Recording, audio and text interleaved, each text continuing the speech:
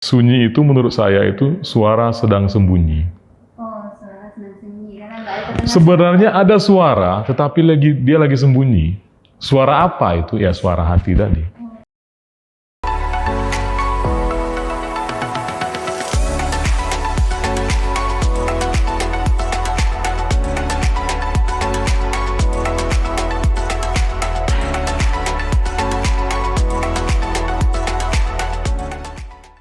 Halo sahabat Harmoni, jumpa lagi di channel YouTube kita Harmoni Official. Kali ini kita lagi bareng Mas Heru, merupakan orang yang berperan penting di Reopos. Sahabat Harmoni boleh kenalan lah nih dulu sama Mas Heru. Ya, selamat pagi kata bosnya tadi. Semangat. Ya, semangat pagi. Semangat pagi. Nggak boleh siang, nggak boleh sore, nggak boleh malam. Ya, karena semangatnya. Yang disampaikan Wilda tadi itu berlebihan ya. Berlebihan ya. Iya. Bukan orang penting dan bukan siapa-siapa. Hanya karyawan biasa.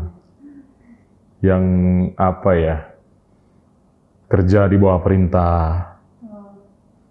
Ya kalau nggak kerja disuruh kerja, salah dimarah, ya itu sih. Peran kita ya gitu. Namanya karyawan memang kayak Ya, gitu. gitu. Karyawan kita mah harus ngikutin aja. Tuh. Ya, kali ini kita diundang di podcast Reopos, jadi kita mau gantian nih.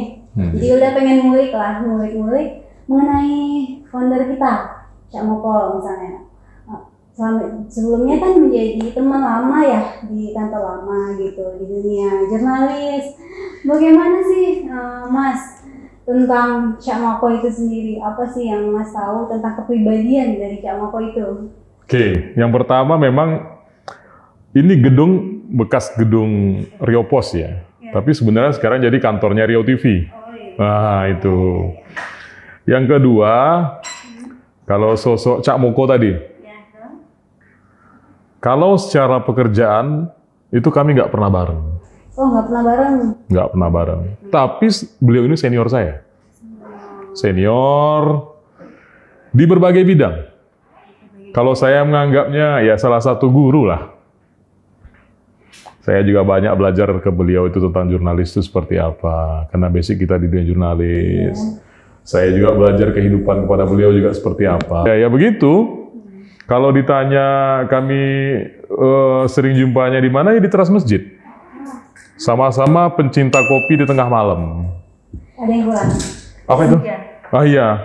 Anak sekarang mainnya senja, kalau kali mainnya malam ya. Malam ya? Iya. Kalau anak sekarang senja. Anak sekarang mainnya senja.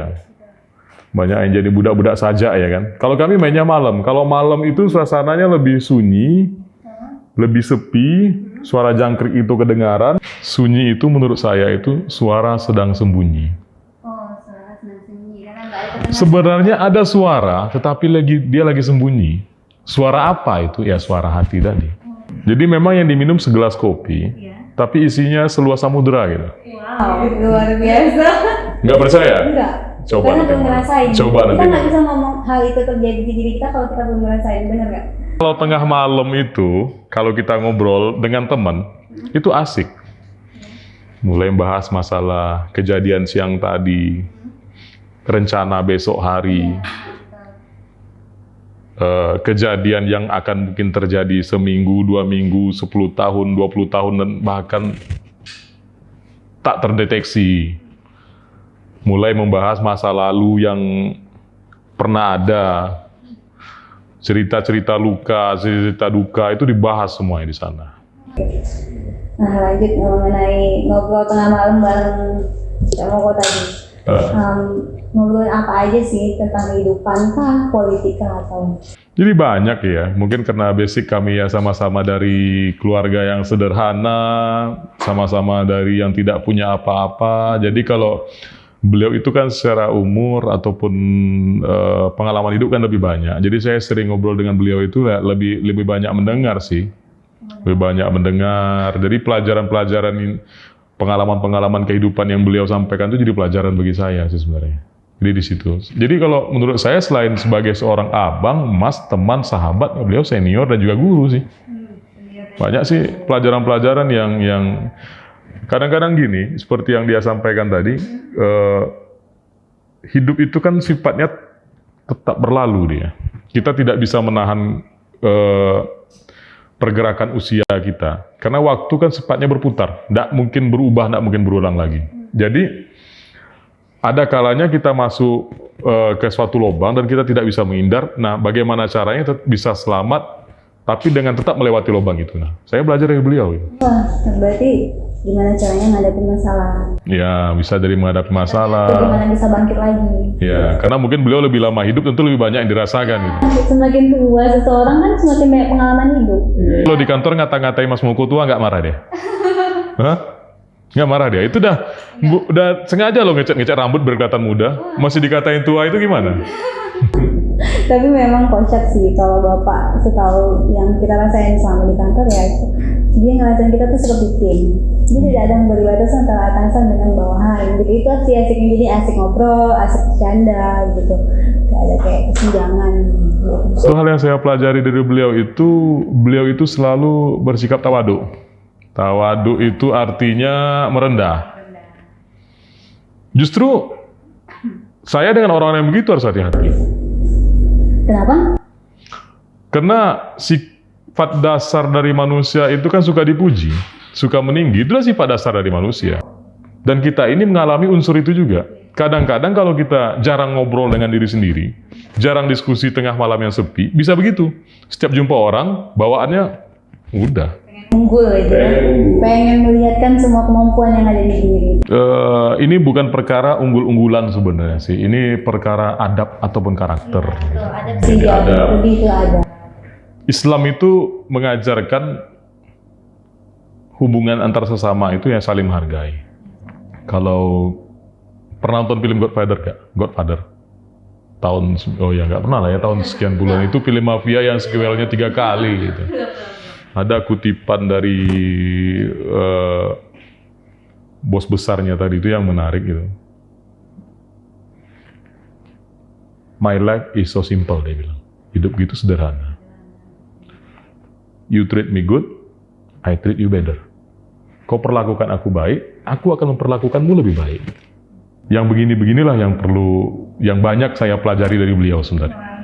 Biasa memang sangat memotivasi ya tadi untuk anak-anak kaum muda ya, yang baru ibaratnya dia tahu itu baru muncul ya, baru pecah gitu namanya. Jadi menjadi motivasi buat anak-anak muda ketika berbicara harus mengutamakan adab. Karena di dalam Islam kita kan memang selalu diminta untuk mengutamakan adab. Ada yang lebih tinggi dari ilmu, adab. Adab. Berarti kalau untuk Mas Heru udah berapa lama sih kenal sama Cak Moko? Gimana? Udah berapa lama sih kenal sama Cak Moko? Oh, berapa tahun ya? Lupa sih kalau hitungan tahunnya. Lupa ya? Lupa sih. Berarti Ya. semenjak dari ini udah nggak pernah jumpa lagi sama Cak Moko? Ada, kami jumpanya nggak pernah formal sih. Nggak pernah formal. Lebih banyak ke ngopinya sih sebenarnya. Jumpa ngopi ngobrol, gitu. Berarti lebih ke teman-teman untuk saling bertukar pikiran, saling sharing gitu ya. Kalau orang yang suka ngopi dia pasti tahu hal ini. Jumpa dengan orang itu kita nggak pernah yang kita ingat itu kopi kita itu. Omongannya ya? Yang kita ingat omongannya. Omongannya. Kalau misalnya untuk kedepannya nih, harapan Mas Heru. Iya. Mas Heru kan juga udah tahu nih usaha dari Cak Moko ini tentang desain interior, arsitektur. Apa sih harapan Mas Heru mengenai arsitek-arsitek yang ada di Indonesia atau perusahaan interior ini terus berkembang gitu? Kalau ditanya soal harapan tentu yang baik-baik ya. Ya, kalau untuk Cak Mokonya, harapan ke Cak Moko? Saya kalau berbicara soal beliau itu agak susah sih. Sulit ya, dalam banget kayaknya. Berharap apa? Yang terbaik aja lah untuk beliau. Ya, karena kan memang harusnya kita Muslim ini saling mendoakan. Doakan gitu, doakan yang gitu. Kalau saya sampaikan, saya harap Mas Moko begini, saya harap Mas Moko begini. Ternyata yang saya sampaikan tadi belum tentu baik buat beliau kan. Baik menurut kita belum tentu baik menurut orang lain. Nah, di situ sebenarnya. Makanya saya nggak berani. Ya mudah-mudahan usahanya begini, usahanya begitu. Lancar, amin. Takutnya usahanya maju, dia tambah nakal kan gitu. Jadi Cak Moko nakal ya? Ya disimpulkan sendiri aja gitu kan.